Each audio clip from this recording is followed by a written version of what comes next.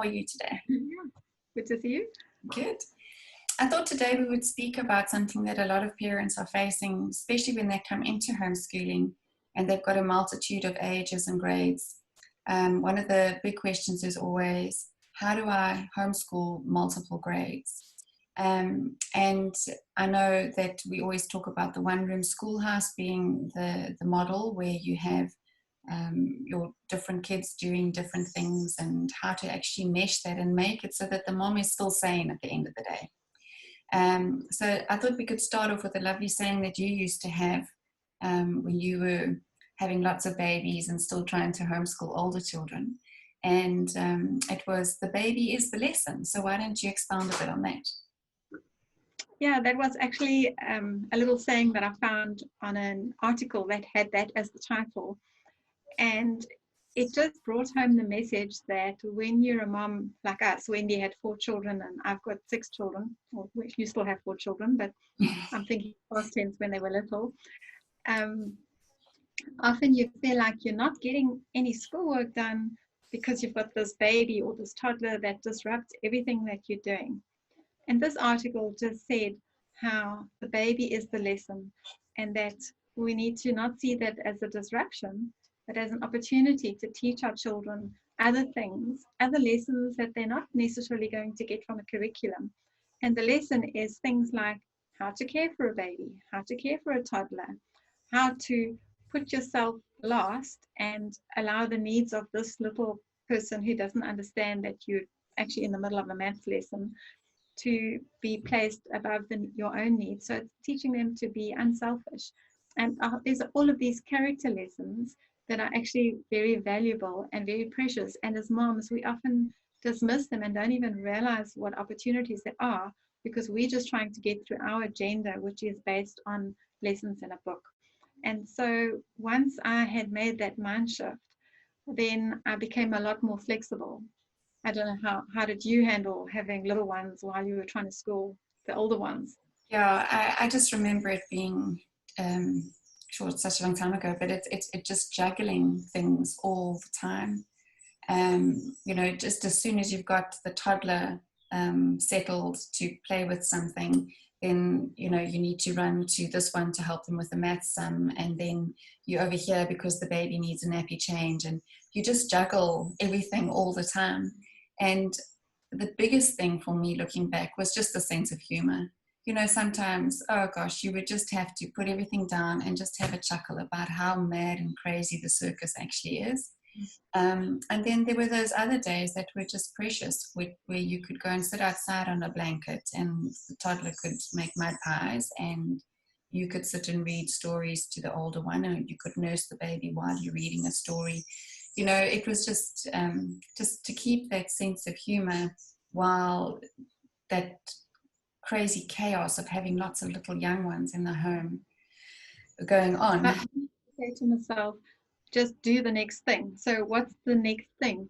Because you get distracted by the toddler. You know, you're halfway out the door to go and hang out a load of washing, and then the toddler spills the milk and you've got to go inside and deal with that, and then you forget about the washing because somebody asked you a question about English grammar or something, and often you just have to focus and just say, okay, so what is the next thing? What's the most important thing that I need to deal with right now? And sometimes that was just the only way to get through all the craziness of what was happening. Absolutely. So yeah, we can laugh now looking back, but it wasn't funny.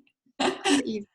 Yeah, it was a challenge, but I think again, you know, everything in homeschooling tends to grow our characters.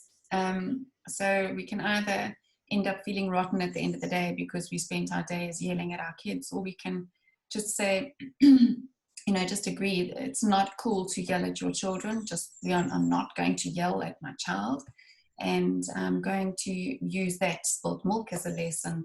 The baby who's just had one of those delightful nappies right up the back that you've got to go and clean and, you know, bath everything and you know, all of those things. Just to embrace whatever it is that comes, and then to teach the older children, like you were saying, that patience and the empathy with somebody that's younger and weaker than you are. I was thinking, you know, now to move sort of from that baby stage into the that other intense stage when you are teaching children how to read and you're teaching them their basics for maths, that's quite intense. It's not like you can say to a 12-year-old, off you go read your book. You're now sitting with a 6-7-year-old and you've got to teach them their letters, and there's that intensity as well. And one of the things that I loved, we went through stages, having different rooms where we would school. We had beautiful school rooms, elaborate school rooms, and we eventually ended up at the dining room table behind me, where I was able to reach over to everybody to keep us kind of together. Obviously, as the kids got into their much higher grades, they would go off and get their own peace and quiet outside.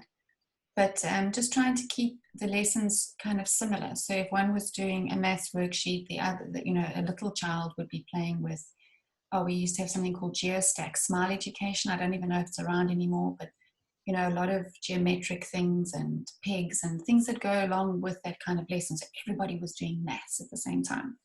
What was it like for you in those years?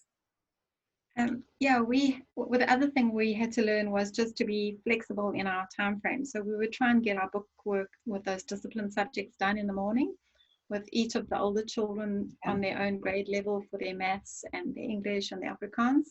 And then we would read together for the other subjects. So we used unit studies and literature-based programs like Footprints and Sunlight and even one or two others over the years. Yeah. And often that was when the baby would either be sleeping or nursing or quiet, or we'd just cuddle up on the bed all together or on the couch, and we would get through those other subjects by reading stories together. Yeah. And a good story, it knows no age limits, whether you're 7 or 9 or 12 or 30 or 40 something years old as the mom. We all enjoyed those stories and we all learned things from them. And so that worked really well. It took the stress from trying to do grade 5 maths and science and history and geography and all the subjects, and then a grade 3 history, science, geography, biology, whatever subject you're doing. And so you don't have textbooks and subjects for every grade, except for those discipline subjects we learned together for all those other things. So that kept things simple, and it was really fun. Absolutely. And when you're doing that sort of thing, we call them unit studies, we call them theme-based learning. The lovely thing about that is that you can kind of peg assignments, or everybody's doing the same thing. So for instance, say we're looking at volcanoes. The oldest child might be doing a research on volcanoes around the world, or the history of volcanoes, or doing an in-depth study on Vesuvius, whereas the younger child might just be drawing a picture and labeling a volcano, and then the youngest kid can be making a volcano with bicarb and red food coloring and vinegar. That was one of their favorite activities. Yeah, it was. And in that way, what happens is that they share information as well, and they tend to teach each other, which is exciting to see, because that's also a form of narration, is when they're telling each other what they've learned. And I think that's why, sorry?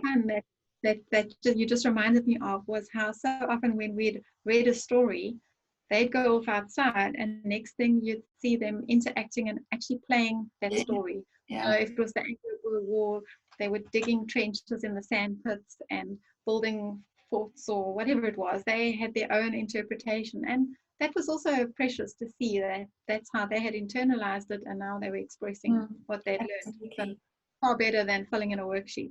Oh, yeah, for sure. So, I mean, that's, I think, why Footprints work so well for families with multi-grades and multi-levels, because it's based around a storybook, exactly like you said. You're cuddling up together on the bed, you're sitting on the couch, you're finding a picnic blanket and putting it in the garden, and you're reading together, and then out of that comes the play, but out of that also comes the lessons, and we stagger it in the Footprints guides for parents, so they know that a child of sort of such a grade and such an ability could write a page. Mom can take dictation from younger children who are narrating, and it just keeps everybody in the same sort of headspace. So your discretionary studies, your history, geography, science, and additional things can all be done together, and it's then just the discipline studies that go English, Afrikaans, maths, layer for layer, year for year. Which is very freeing and gratifying, I think, for moms, instead of juggling 100 different curriculum and textbook. And we The other found thing progress in that. the other thing we did was when we did the lab books that go along with the Footprints program, because we did all of them, we did them together. So it was normally 2 children at a time that would work on a lab book. And so instead of overwhelming each child with a whole project, they would share it and I would assign different little mini booklets to different children. Yes. And I would help the ones, like you say, dictate or do the writing, but say to them, tell me what you remember about whatever it is that the lab book is about. And so they worked on that together. And that was nice as well. You know, it keeps the family, the kids together. They're working on the same project. And for the mom, it's much easier because you're just supervising one thing instead of everybody doing different things. Absolutely. So I'm going to pop those links down below, and parents can go and take a look at the ebooks. Obviously, we're still in lockdown at the moment, April 2020, a little time capsule for us. And parents can get those within minutes, you know, to try a different way of doing things, something that is a bit more delightful than a textbook. Yes. You can just pay online, download it, print it, and off you go. You've got your lessons for your kids. Absolutely, yeah. Good stuff. Well, lovely chatting to you, Shirley, and have a wonderful rest of the day. Great. See you next time.